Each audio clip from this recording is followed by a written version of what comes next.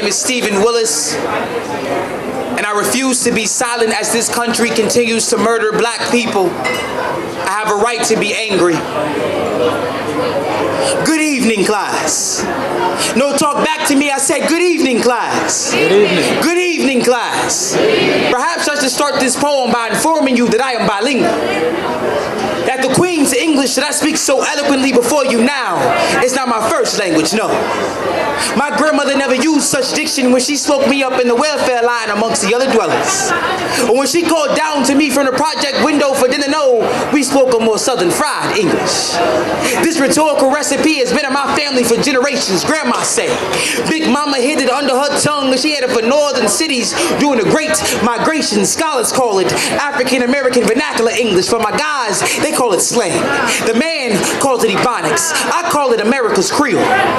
The last remaining squad, birthed from a European and African pidgin, turned into the dialect of the doughboys, a base that appears in a rapper's rhythmic rhetoric spoken everywhere, from the trap house to the liquor store, from the HIV testing clinic to the bus stop. Ebonics is the official language of the undefined black culture, the native tongue to the underrepresented black American, and long before I received liberal art degrees and stood unopposing in academic settings, I was born on the south side of Chicago and managed to garner up enough street cred from the School of Hard Knocks to qualify me to teach you all a few of my languages essentials. So hipsters, I hope you have your notepads ready. This is Ebonics 101. Chapter 1. Any English word that holds an I-N combination, the I becomes an A. Like Billie Holiday couldn't sing, that girl could sing. If Martin did all that walking, I wonder if him feet stank. Traveled all the miles just to hear freedom rang, I wonder what he was thinking. Chapter 2. Any English word that holds an O-R combination, the R sound, becomes silent. Like Emmett screaming, don't beat me no more. Like Rodney screaming, don't beat me no more. Like Trayvon asking, what is you following me for? Chapter 3. Any English word that holds an ER combination, the ER becomes an A.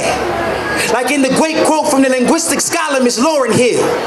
And even after all my logic and my theory, I add a motherfucker so you ignorant niggas hear me. See, there's culture in these words. The bended back of my speech comes from years of carrying the black experience. The verbal diaspora of Africa shapes our spine. We cross our T's like the middle passage, dot our I's with strange fruit, curve our S's with mid-Atlantic roots. You cannot expect us to be slaves to your phonetics forever. And just like our history, we will defy the structure of your Jim Crow grammar. Refuse to speak within the lines of your Mason-Dixon diction. You cannot correct this, context this, connotate my accomplishments. See me be black male, use double negative to make positive. He will write until the black story no longer subsists. He will write until the clenched pen is synonymous with a clenched fist. He will write until the black male is able to live, be, exist. Class dismissed.